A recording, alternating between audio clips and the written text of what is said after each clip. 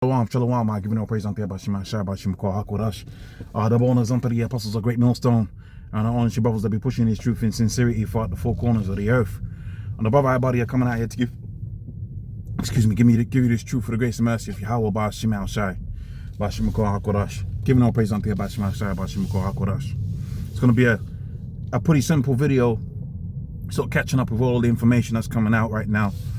And, you know, relevant stuff that's happening right now to usher in that new world Esau has been fighting for the longest time, which he believes is a fulfillment of his birthright, or rather more a furtherance of his birthright, really using his birthright, which is a sword, to try and establish something new that's not according to the scriptures.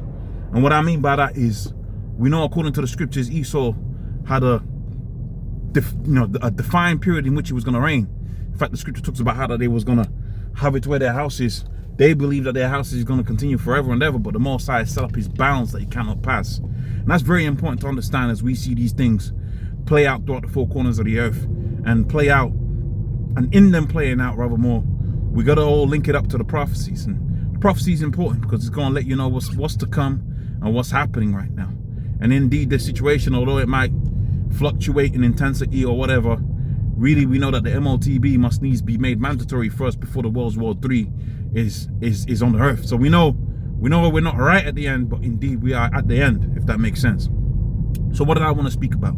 I wanted to speak about the relevance of what's happening with respect to prophecy. Okay, that's what I wanted to speak about. So how does this all relate to prophecy? We know the Carmanians is mentioned within the book of Second Ezra, the 15th chapter. So we know that they're a major player within the World War III.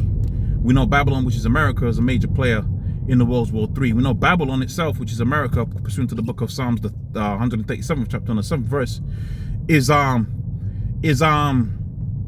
what's the word I'm looking for here? Right, Babylon, according to the scriptures, right, is going to be hated of the other nations, specifically hated off of the whore.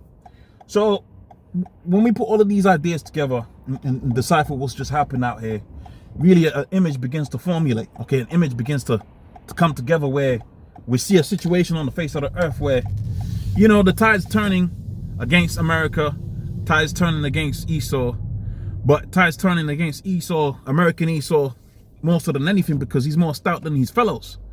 And being so stout, they made a move on Iran, and that move, according to the prophecies, how is that going to play out? Well, it's likely that they're going to use this as a move towards the new system, the MOTB system, right?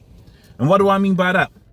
So we know right now the insurance is going crazy out there, going through the Strait of going through the what do they call it, the Strait of Hamas. I forget the exact wording for it, right? But pretty much, you know, oil, okay, moves through that particular strait. About a fifth of the world's oil.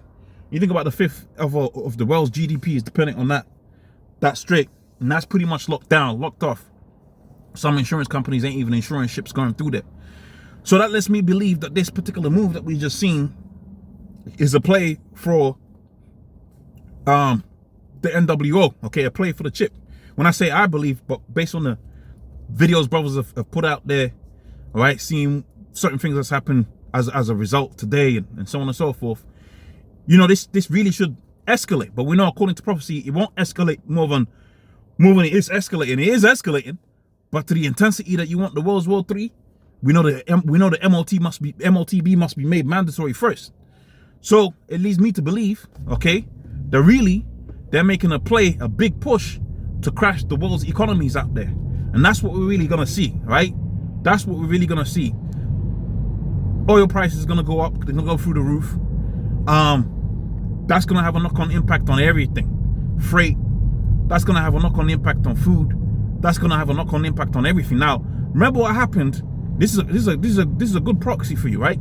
Remember what happened a couple of years ago when they had the situation play out there within what's this place out there now, man? It's gonna come to mind.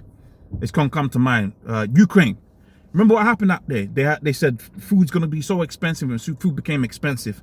They started to raise up the mortgage rates and everything. Everybody was suffering. Okay, people are still suffering because of the Ukraine thing. I remember that. I remember how that one little situation impacted the whole world. But really, you got to understand that when it comes to oil now, that's going to have a bigger impact, right, upon the global supply chain. Remember, it's a global interconnected supply chain of goods moving to and fro that's interdependent on oil. It's not interdependent. It's very much dependent on oil. How cheap oil is has a massive impact on how cheap your goods are. How cheap oil is has a massive impact on how cheap your goods are. All right.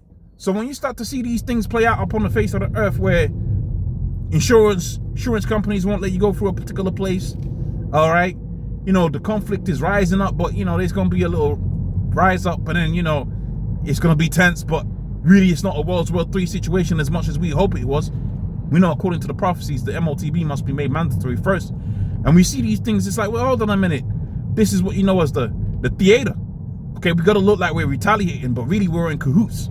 We're going to look like we're doing something about it, but really we know what we're doing here, which is ushering in the MOTB system. Now, here's the beauty about it. Although they're on cahoots with each other, each one of these facets of Edomite empire is fighting for their control, rather more for the control of the MOTB. Yeah, they know they want the new beast system on the earth, but who's going to control it? And that's what they're going to be fighting for. That's why the nations, the scripture says, they're going to hate the whole. Because ultimately, America's going to be like, look, man, we're the best at this, man. We don't have to succumb to this. We're going to take control of it. Okay?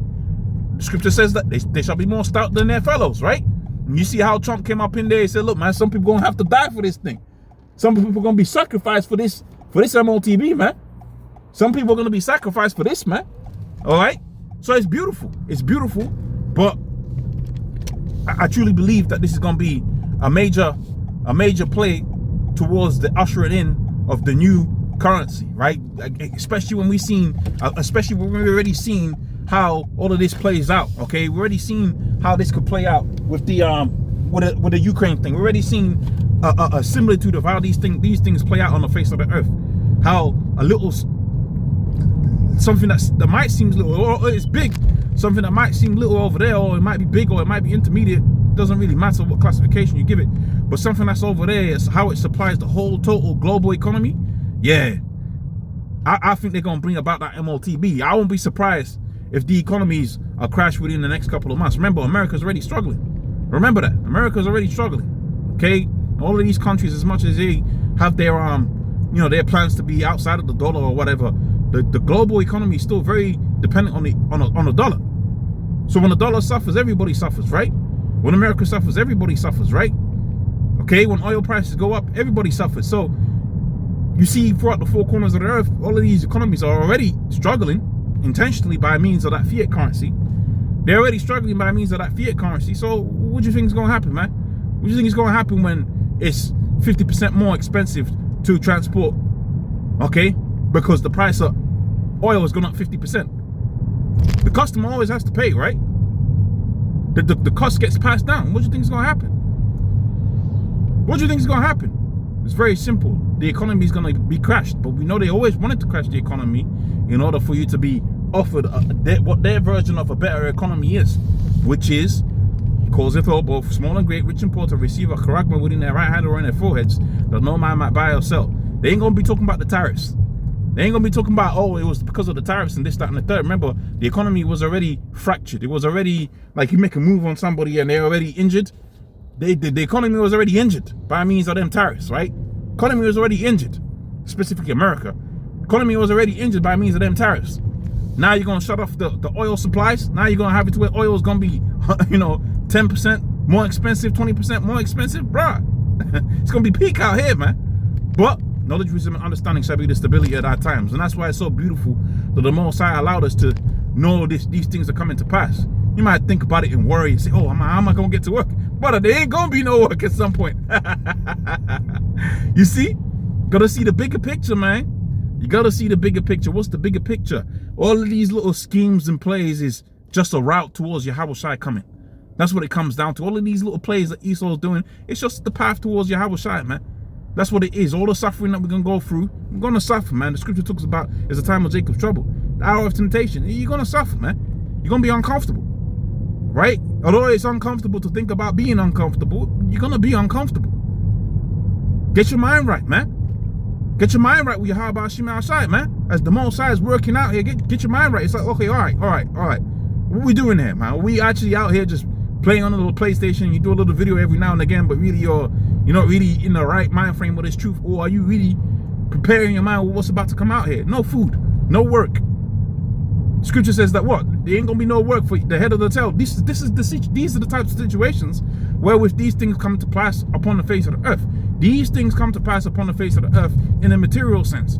It ain't just gonna be you wake up one day in the morning and no reason other than the metaphysical, then there's just no work. No. The scripture says there's gonna be no work. So you look around being circumspect and looking for the material reasons why these things gonna play out upon the face of the earth. Okay? Scripture says there's gonna be no work. Scripture says it's gonna be a time of Jacob's trouble. How is it gonna materialize? Oh, they done bombed who? And that's how they gonna retaliate? Oh, okay, I can see that playing out upon the face of the earth. That's how we ought to be, man. Linking up what it says within the scriptures with what's happening out here in the real, so to speak. Okay? Because the prophets, when they wrote down the precepts, when the prophets was on the scene, they was writing down these scriptures, which was us. Should you receive it?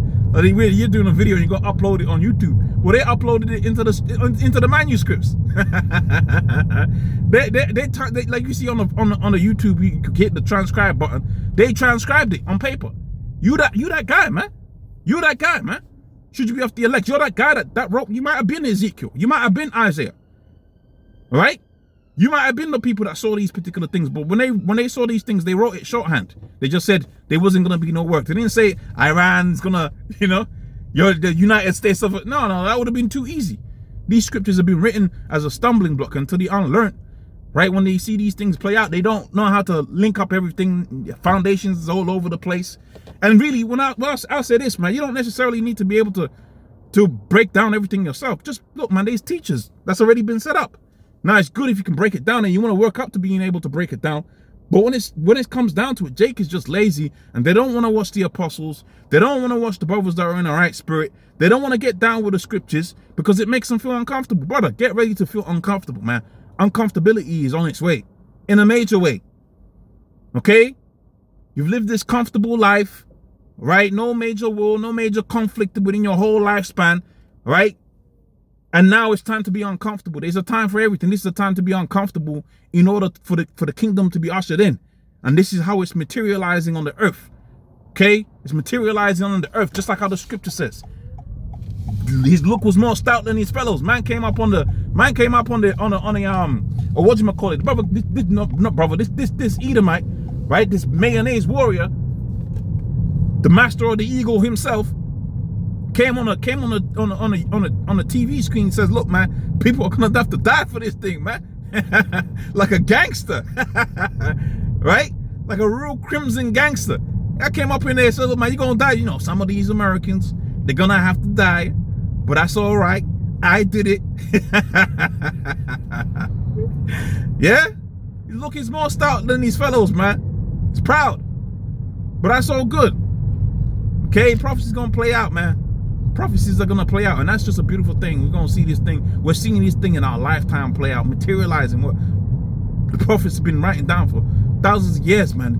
Speaking about these particular things and prophesying and things. We're seeing it play out in our lifetime. It's happening in our lifetime. Okay, and it's my belief. Hey, 2026 is gonna be a hell of a year. Okay, 2026 is gonna be a hell of a year. I seen one thing on Instagram. They had all the individuals that Trump's murked. And it's like a person gets murked every month, but this is a special one because when you think about what it means on a global scale, what impact it's going to have on the economy, it's going to be pretty severe. You see the significance of it. You see, right? You had 6 planets aligned the night before it happened. Okay, the day after is the 1st of March. You see the symbolism of what they're doing. It's like, okay, all right. This man truly is a witch, and he's ushering in a new system, right? And he's hoping the witchcraft is going to have it to where he's going to prevail, right? You can see that, man. You can see these particular things, man. You can see it. You can look at it. You say, oh, okay. Right? 6 planets aligned, right? 1st of March, all kind of blood moons and all kind of different signs in the skies to let you know what time we're in. All right, it's a high time, man. It's a real heavy time. Right? Let me get on point with your Yahweh Hashem outside, man. Let me get on point. That's where you ought to be, man. Anyways, I feel like I rambled enough in this particular video. I know it's a lot of ideas. Certainly go out there and watch the brothers out there. But videos going up there left, right, and center. Okay, the videos are going up left, right, and center. Right? Go watch the videos brothers are posting up concerning this particular topic and be edified, because yeah, you gotta stay in the spirit now, man. It's time to stay in the spirit right now. Okay, time to be locked in. Not time to be thinking about your 5-year plan, 10-year plan. All right, no time for that, man. Get locked in. Be circumspect. Be wise. Right, but lock in, man. Lock in. Look what's happening, bro. Lock in. All right, shalom, man. Shalom. Shalom. Shalom.